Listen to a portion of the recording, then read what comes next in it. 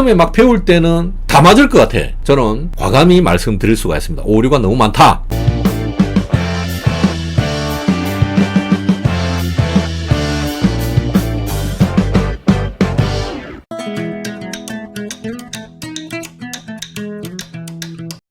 시그널 뮤직.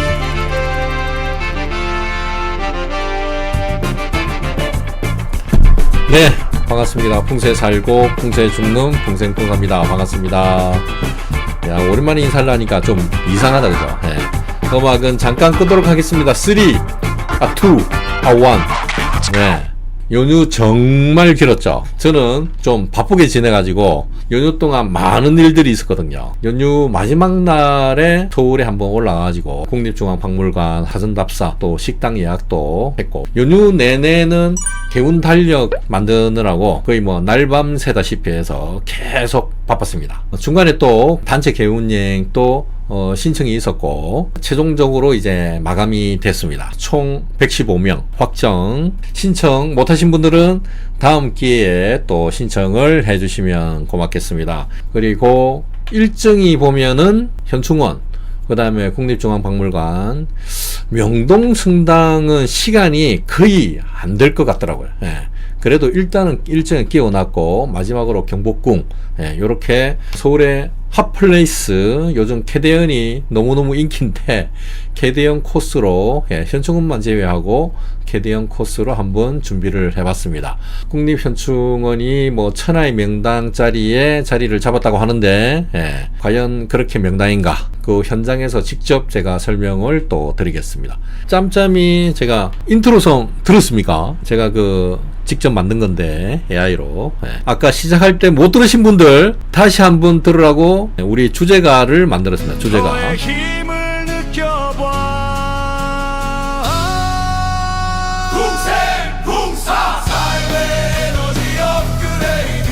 명당의 길 위에서 우리가 만드는 굿라이프 TV. 끝났죠? 예, 인트로송. 예, 그 다음에 발라드도 만들고, 그 다음에 트로트도 있습니다. 트로트. 이거 제가 손으로 만들면 잘 만드는데 발로 만들었습니다. 발로. 어쨌든 네, 하나씩 다 써먹는 방향으로. 자, 오늘 제가 말씀드릴 거는, 제가 그 돌맞을 각오하고 제가 하고 싶은 얘기 하도록 하겠습니다. 짠. 네, 캡처하실 분을 캡처하고, 풍수가 보면은 크게 세 가지로 나눌 수 있어요. 첫 번째, 형기론, 형기파. 그 다음에 이기론, 이기파. 그 다음에 기감론, 기감파. 크게 풍수에서는 세 파로 나눠집니다. 세 파. 근데 대부분이 우리나라에서 풍수를 하신다는 분들은 거의 형기론입니다. 형기파. 그러니까 자청용 우백호. 저 산에서 좋은 기운이 내려온다. 주변 지형으로만 따져가지고 대충 음택, 주로 이제 음택이죠. 음택. 양택은 형기파 갖고는 거의 부족합니다. 왜냐면 옛날의 지형들이 다 사라져 버렸다 아닙니까? 도심은 서울 시내에 물론 가까이 산이 있는 동네도 있지만 서울 시내 뭐 한중간에 산이 없다 아닙니까? 근데 옛날에는 도심이 만들어지기 전에는 산하고 물의 경계가 뚜렷했다는 거죠. 그래서 대부분의 우리나라에서 풍수하시는 분들은 주로 음택을 하시고 형기론을 중심으로 풍수를 하시는 분이 제가 볼 때는 거의 한 80% 이상 되는 것 같아요. 우리 시골에 가면은 동네 지간들 계시죠? 연세 드신 분들 대부분이 형기론입니다. 형기론. 자청령 따지고 우백호 따지고 대략적으로 이 정도의 좋은 곳이 있지 않을까. 그 정확한 곳은 찾지를 못합니다. 형기론이 보면은 주변 지형을 살피는 거고, 밑에 보시면 관상돼 있죠. 관상. 역학으로 따지면 관상에 해당된다는 거죠. 관상. 그 다음에 두 번째가 바로 이기론이죠. 올해 어느 방향으로 집을 지어야 내가 복을 받고 안 좋은 액을 피해갈까? 요 방향을 따지는 게 바로 이기론입니다. 일종의 공식입니다. 공식. 그래서 공부할 게 형기론보다는 몇 배 많습니다. 예, 다시 말해서 굉장히 골치가 아프다는 거죠. 많은 곳을 공부를 해야 합니다. 많은 것을 공부를 해야 됩니다. 형기론은 실제로 현장에 가서 막 눈으로 보고, 산이 목형이다. 그 다음에 화형이다. 수형일 때는 이런 식으로 자리를 잡는다. 이쯤이 되지 않을까.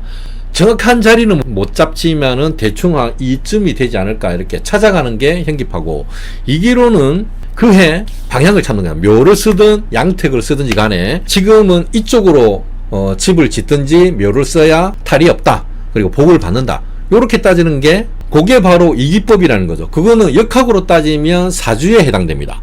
사주. 예. 그 사람의 사주를 보고 그 사람을 판단을 하는 거죠. 관상보다는 조금 더 정확합니다.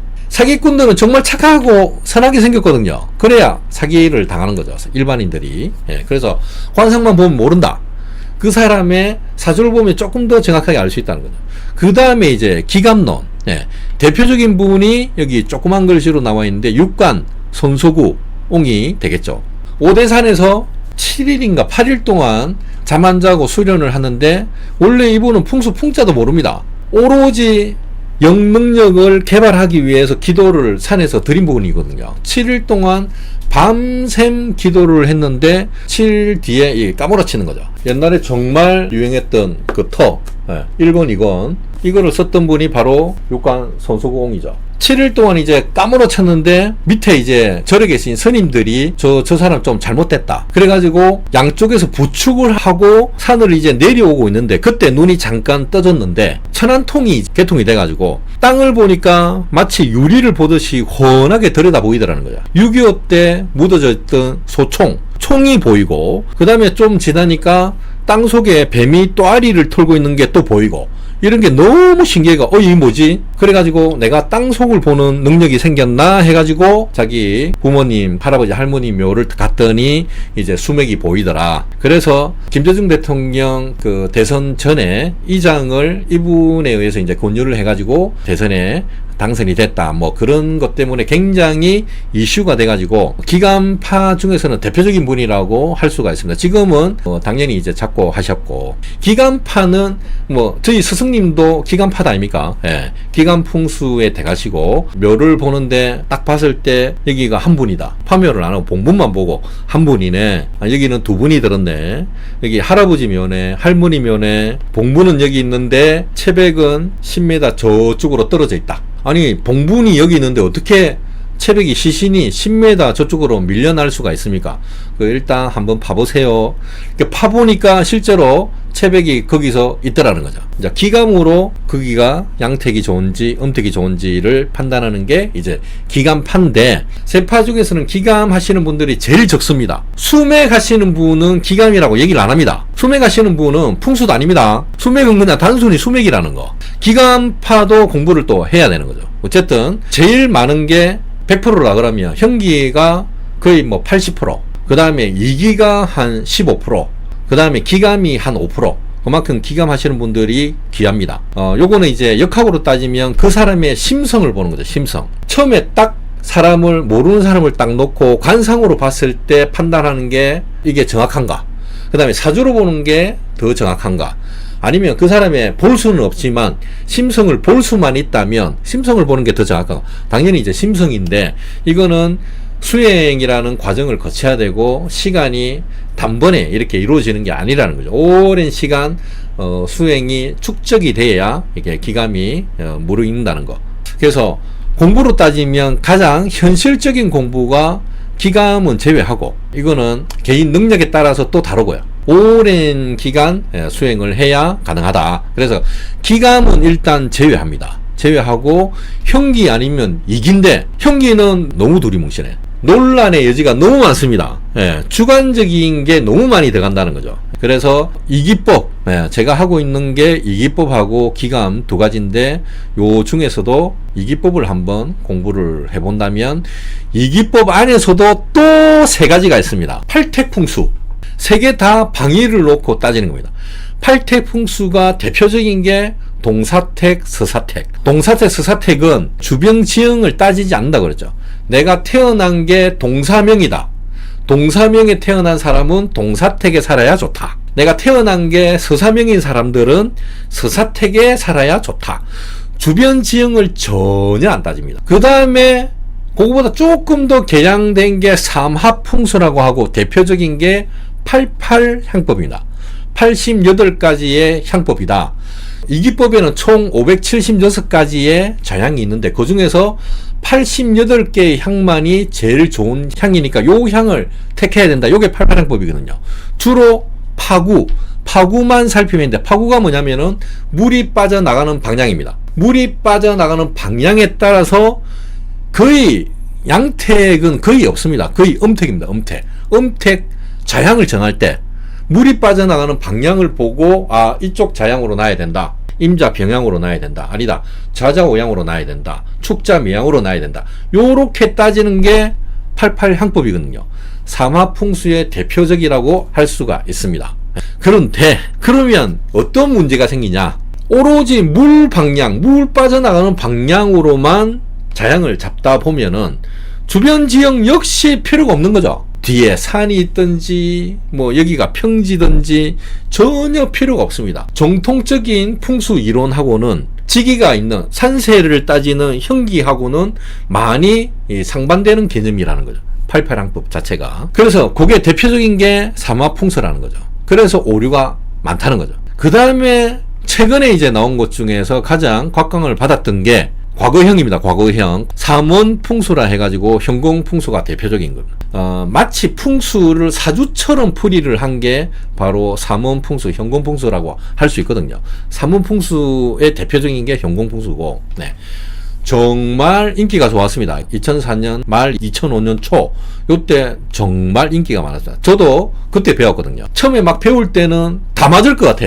혹시나 현공풍수를 공부하신 분들은 또 저한테 돌을 또 던지겠지만 저는 과감히 말씀드릴 수가 있습니다. 오류가 너무 많다. 적중률은 한 60%에서 좋다. 많으면 한 70% 정도까지. 그 정도의 적중률이 있는데 이건 역시 주변 지형을 전혀 따지지 않는다는 거예요. 크게 사국을 따지고 앞에 산이 있고 그 뒤에 물이 있다. 앞에 물이 있고 그 뒤에 산이 있다.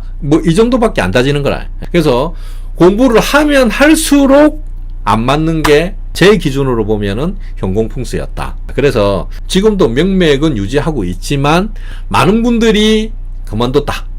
이 집은 분명히 현공으로 보면 망해야 되는데 왜 줄을 서고 이렇게 장사가 잘 되지? 이해가 안 되잖아요. 그런 게 하나씩 계속 나오는 거라. 계속 나옵니다. 그러다가 이거는 안 맞다.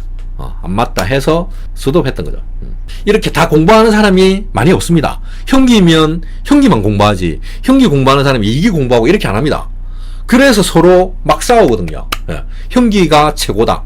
현공은 단점이 그겁니다. 이 셋 다 주변 지형을 자세하게 안 살핀다는 거거든요. 예를 들어 자자오양이면은 무조건 복을 받고 앞으로 좋아진다 이거거든요. 현공풍수가. 그게 아니라는 거죠. 방향은 자자오양 정남향이 맞지만 부산하고 서울하고 충청도하고 전라도하고 지형이 다 다르잖아요. 지형이 다 다른데 어떻게 방향만 맞대 해가지고 무조건 방향만 맞대 해가 여기가 앞으로 좋다라고 얘기를 할 수는 없는 거죠. 그게 가장 큰 오류라는 거죠. 오류. 두 번째는 현공풍수는 향을 잡는 기준이 베란다입니다. 베란다. 풍바오로는 문이거든요. 문. 베란다가 남쪽이고 현관이 북쪽으로 났다. 그러면 현공풍수에서는 남향집입니다. 근데 제 기준으로는 북향집입니다.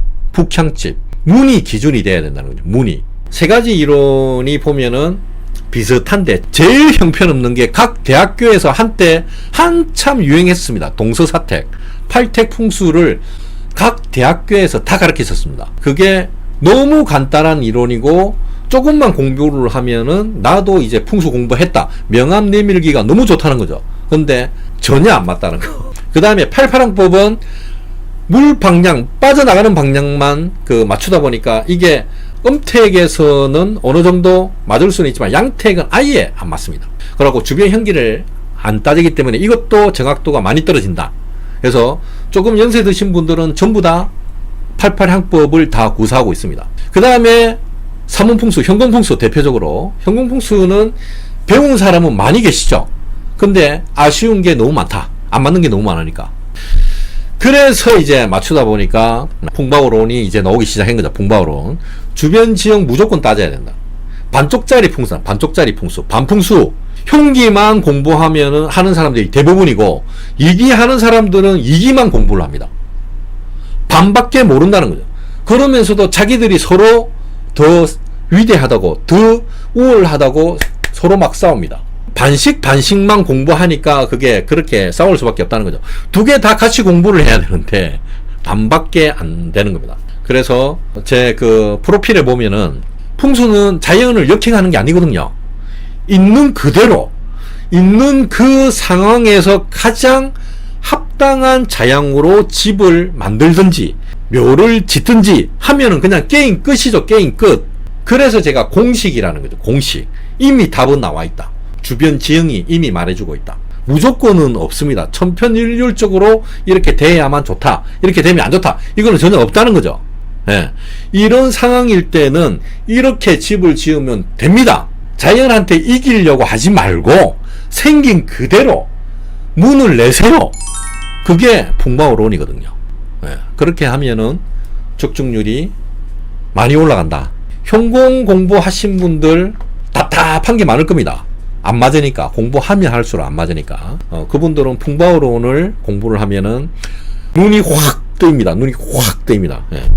제가 현공으로 안 풀었던 숙제들을 제가 개발한 방법으로 모든 숙제를 다 풀었거든요.